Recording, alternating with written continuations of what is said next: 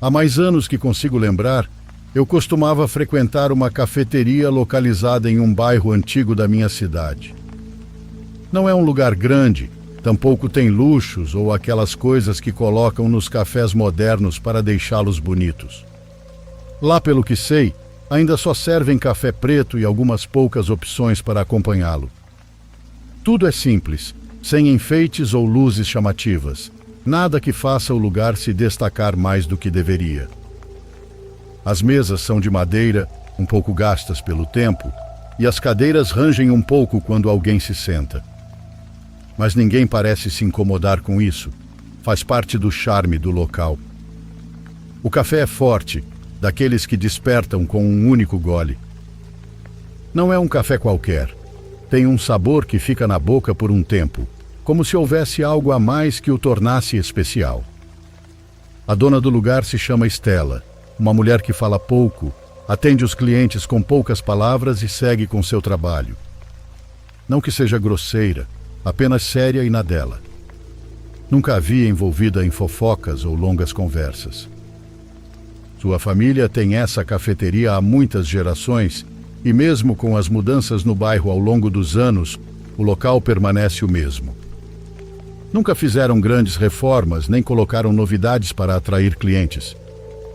E não precisam, pois sempre há pessoas entrando e saindo, algumas de passagem, outras que já frequentam há anos e não imaginam o dia sem a sua xícara de café. No bairro, há quem diga que o café de Estela não é um café qualquer. Alguns garantem que, dependendo do grão usado, ele pode ajudar com certas coisas. Há quem entre com dor de cabeça e, depois de alguns goles, diga que se sente melhor. Outros contam que chegaram gripados e no dia seguinte amanheceram bem. Um vizinho jurava que, depois de tomar um café ali, se livrou de uma dor nas costas que o atormentava há meses.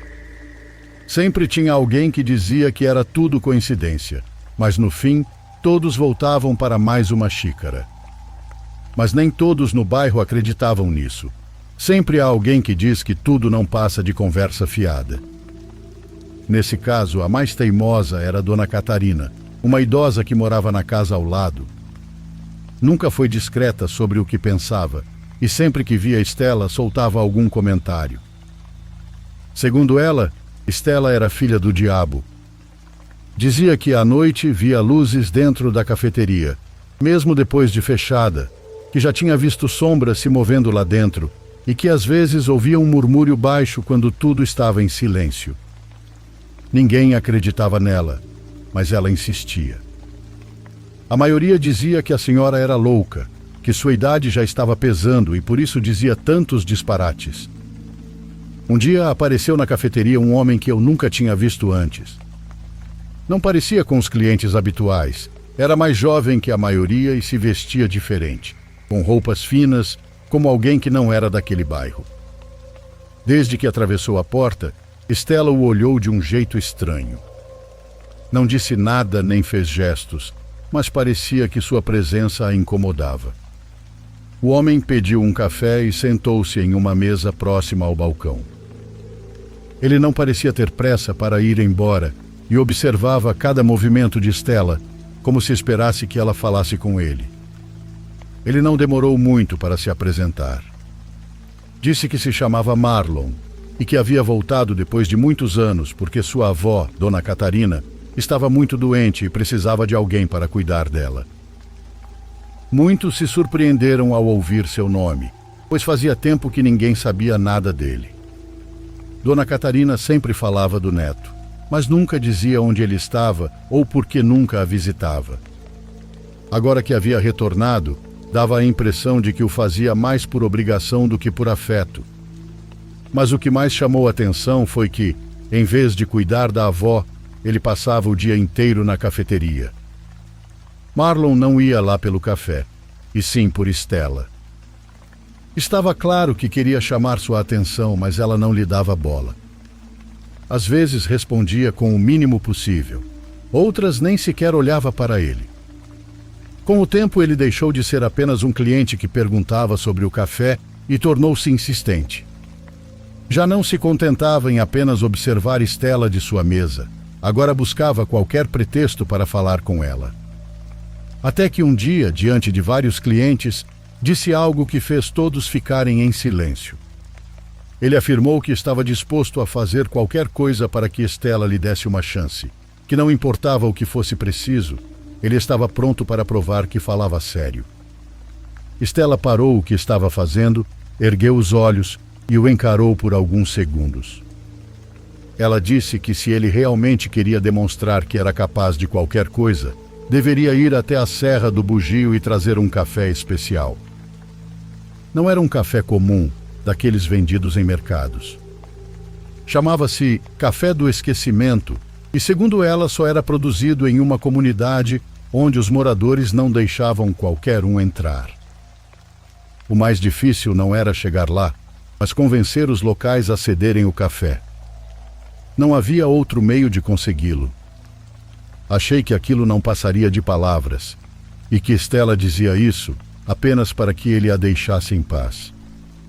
Afinal, quem iria até a serra apenas por um café que nem se sabia se existia? Eu pensei que no dia seguinte ele voltaria à cafeteria como sempre, buscando outra forma de insistir. Mas não foi assim. Disse que se Stella lhe desse um desafio, ele o cumpriria, que não era homem de desistir e que não importava quanto tempo levasse, ele voltaria com o café em mãos. Alguns riram, outros acharam que ele estava brincando, mas na manhã seguinte ninguém mais o viu. Ele se foi. Passaram-se mais de 2 semanas e sua avó faleceu por morte pulmonar. Outras 2 semanas se passaram, até que certa manhã algo estranho aconteceu. Antes mesmo de Stella abrir a cafeteria, um idoso apareceu na porta carregando uma caixa de madeira preta nos braços. Não bateu, não chamou e não disse nada. Apenas ficou ali esperando com os olhos fixos na porta.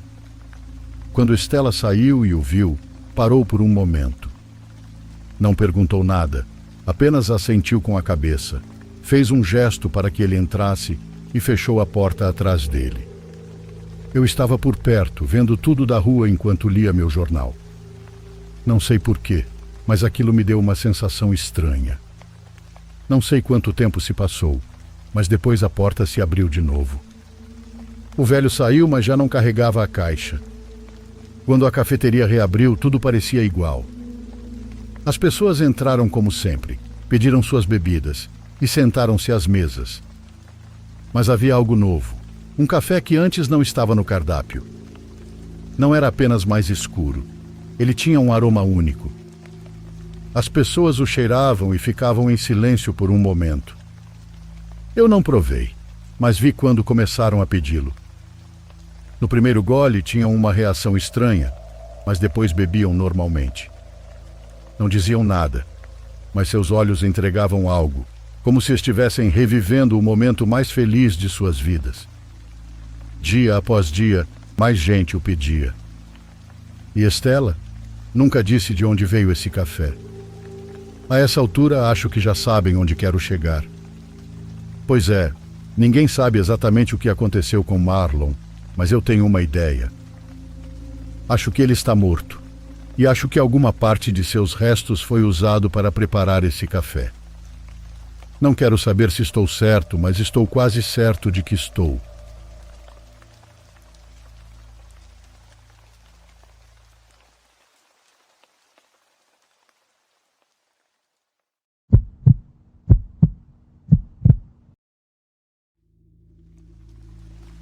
O bairro em que cresci não era um lugar bom para as crianças. As ruas estavam cheias de lixo que se acumulavam, e as pessoas em situação de rua representava quase a maioria dos que viviam ali. As casas todas iguais se alinhavam uma após a outra, com janelas sujas e portas que pareciam querer cair ao abrir. Quando isso acontecia, eram substituídas por plásticos ou papelão. O ar ali sempre cheirava a fumaça e a algo que eu não sabia nomear, mas que me deixava desconfortável, como se o bairro inteiro estivesse apodrecendo por causa da nossa própria imundície. Naquela época, minha mãe trabalhava o dia inteiro. Ela saía antes do amanhecer e voltava quando o sol já havia se posto, deixando meus irmãos e eu trancados em casa. Éramos pequenos, mas já sabíamos que o mundo lá fora não era seguro. Eu sou o mais velho e sempre tentei manter todos entretidos. Geralmente inventávamos jogos, enquanto Ana, a irmã do meio, cuidava de Luiz, o mais novo. Eu tentava não pensar no que aconteceria se algo desse errado, pois sabia que outras crianças já haviam sido vítimas de tragédias por ali. Eu sabia disso, mesmo sem ir à escola. Suponho que éramos espertos. A única pessoa que parecia se preocupar conosco era Dona Ivone. Ela morava no fim da rua, em uma casa que parecia ainda mais velha que as outras, com um jardim cheio de plantas secas e uma porta que sempre ficava entreaberta. Ali, um cão preto imenso e sinistro espiava para fora, sempre preso por uma corrente.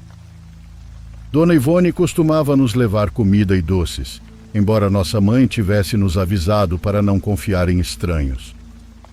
Eu deixava isso rolar porque Dona Ivone parecia inofensiva. Ela tinha um sorriso doce e uma voz suave que nos acalmava quando estávamos assustados. Ou pelo menos era o que pensávamos. Uma tarde, enquanto brincávamos na sala, ouvimos uma batida na porta. Era Dona Ivone, trazendo uma sacola cheia de pão recém-assado. Ele sempre foi mais tímido e não gostava muito de conversar com pessoas mais velhas. Dona Ivone insistiu, e quando Luiz continuou resistindo, algo mudou em seu rosto. O sorriso desapareceu e seus olhos tornaram-se frios. Venha, menino. Sua voz já não era mais suave, agora era áspera e severa, como se a recusa de Luiz realmente a tivesse irritado. Antes que pudéssemos reagir, ela agarrou Luiz com uma força que parecia impossível para uma senhora daquela idade. Ela o colocou em um velho carrinho que trouxera consigo, onde carregava sacos de lixo. Em seguida, começou a empurrá-lo em direção ao terreno baldio no fim da vizinhança. Luiz gritou, mas Ivone o silenciou com tapas. Fiquei tremendo de medo ao ver aquela velha levando meu irmão à força. Ana e eu corremos atrás deles, sem saber exatamente o que faríamos, mas com a certeza de que tínhamos que pegá-lo. Nas ruas só havia bêbados e drogados, que nem sequer compreendiam nossos gritos. Ninguém quis nos ajudar. O terreno baldio era um lugar proibido para nós, pois os adultos sempre diziam que coisas ruins aconteciam ali. Mas não tínhamos escolha, precisávamos salvar meu irmão. Chegamos a tempo de ver Ivone preparando algo com dificuldade no chão. Ela havia desenhado um círculo com carvão e pedras, cercado por latas acesas com óleo. Na mão ela segurava uma faca enferrujada e Luiz estava amarrado no centro do círculo, chorando e pedindo ajuda. Solte ele! Gritei, mas Ivone apenas sorriu. Seus merdinhas, agora é a vez de vocês. Assim não sentirão mais fome, ela nos disse, afiando a faca na pedra. Eu me lembro até hoje de estar apavorado, mas sem pensar duas vezes, peguei uma pedra do chão e a arremessei com força, atingindo a cabeça da Ivone. Ela caiu no chão, mas antes de conseguir se levantar, nos amaldiçoou com uma voz que não era humana. Eu quero vê-los queimados até os ossos. Ana pegou outra pedra, ainda maior, a arrastando com esforço. Sem nenhum pingo de medo, a deixou cair no rosto da Ivone, a matando. Eu verifiquei sua respiração. Ficamos assustados com o que havíamos feito, mas sabíamos que só estávamos protegendo nosso irmão. Não pensamos duas vezes e agimos rápido para esconder o que tínhamos feito. A enterramos ali mesmo em um buraco fundo e juramos nunca falar sobre o que havia acontecido. Naquela mesma noite, os pesadelos começaram, e eu soube, no fundo da minha alma, que Dona Ivone não tinha ido embora. A vida seguiu relativamente calma depois disso. Ninguém se preocupou com o desaparecimento de Dona Ivone, nem os catadores de lixo, nem os moradores de rua. Sua casa, feita de entulho, foi esquecida e com o tempo desmoronou.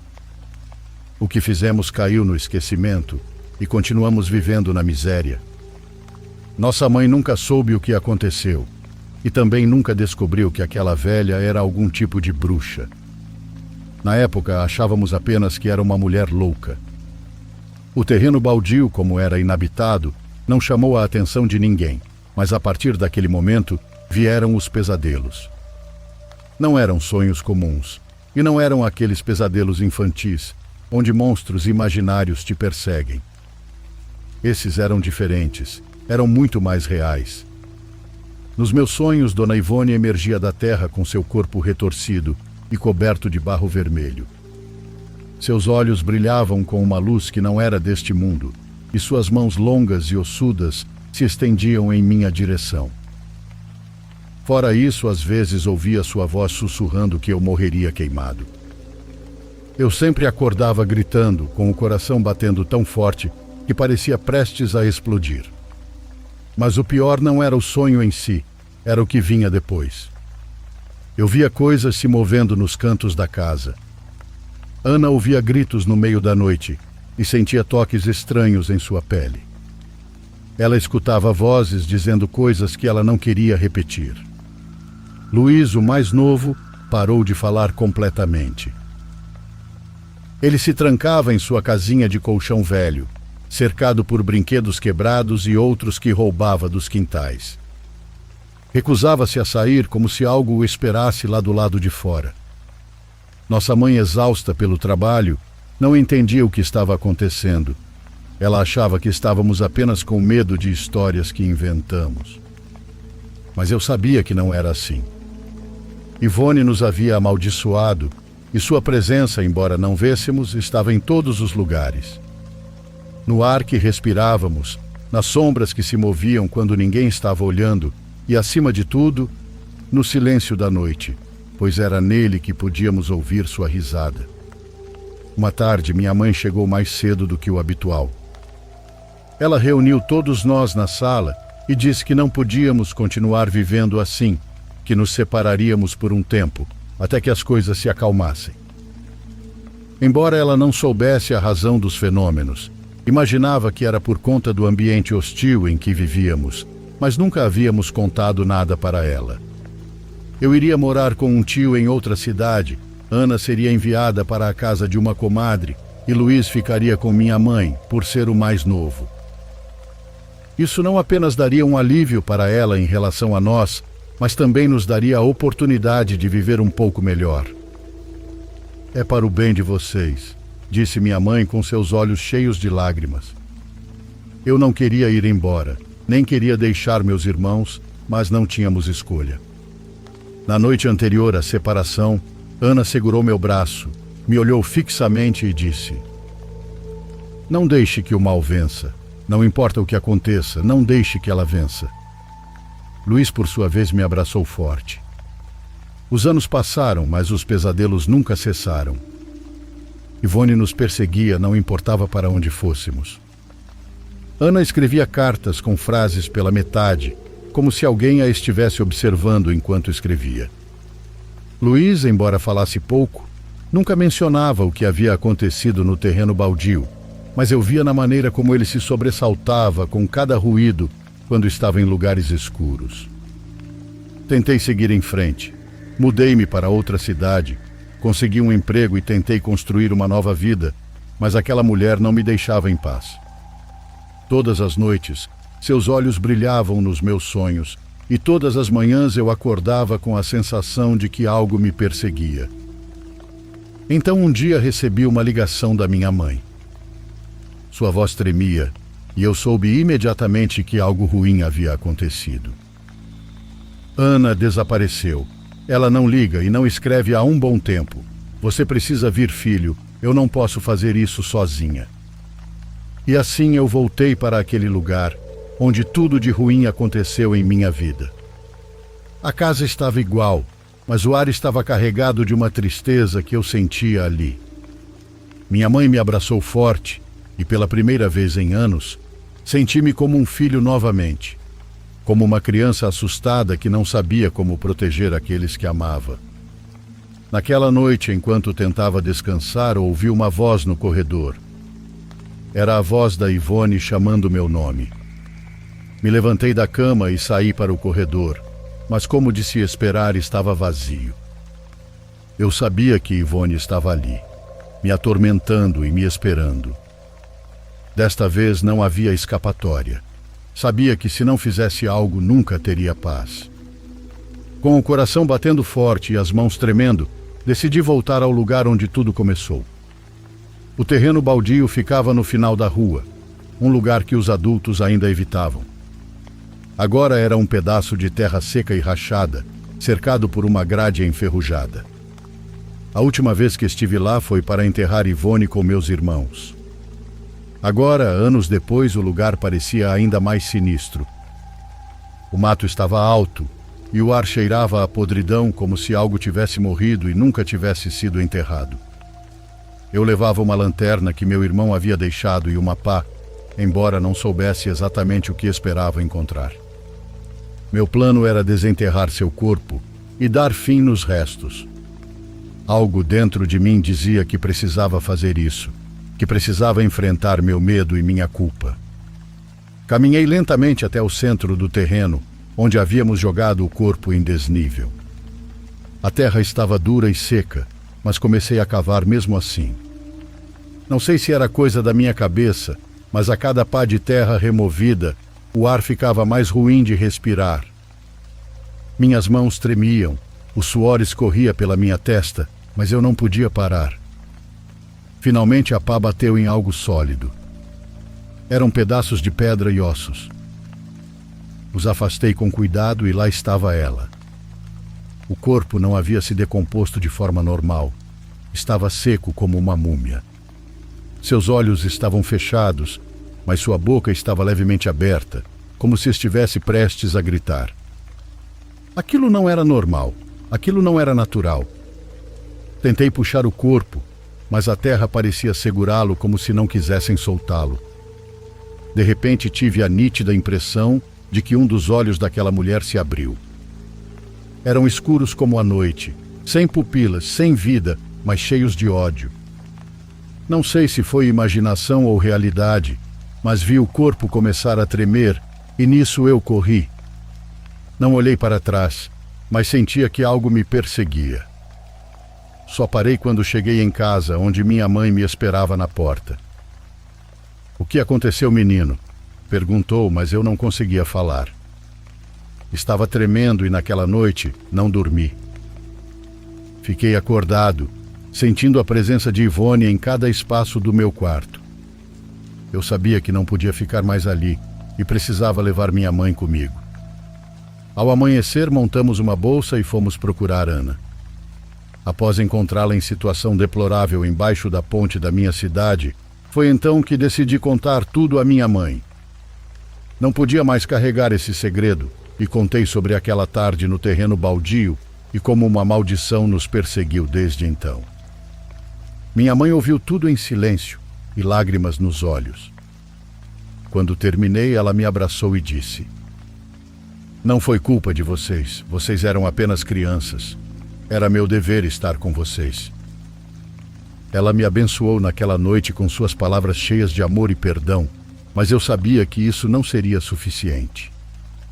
Hoje, apesar da distância, sei que ela nunca nos deixou e os pesadelos continuam. Quando fecho os olhos, vejo o esqueleto que deixei a céu aberto emergir da terra e vir atrás de mim. Sei que os restos mortais dela foram levados pelas autoridades, mas meus irmãos e eu ainda carregamos o acontecido em nossas mentes. A maldição da Dona Ivone ainda me persegue como no primeiro dia, e já tentei de tudo para me livrar dela.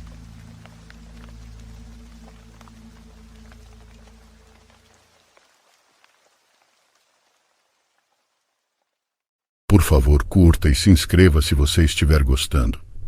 Agora continuamos.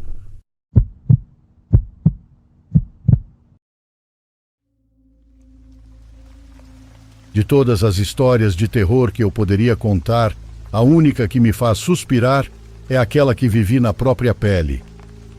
Acho que minha inocência não me deixou perceber o que eu tinha diante dos meus olhos, e como eu era muito incrédulo sobre o que os outros me diziam, permaneci cético em relação ao tema do paranormal. Sou Leonardo Rivera, e esta é minha história. Eu tinha 13 anos quando aconteceu. Eu morava em uma cidade do interior do Mato Grosso e passava muito tempo visitando a fazenda do meu avô. Ia de bicicleta quase todos os dias com meus amigos, porque gostávamos de brincar lá e ver todos aqueles animais. De vez em quando jantávamos lá e tudo mais.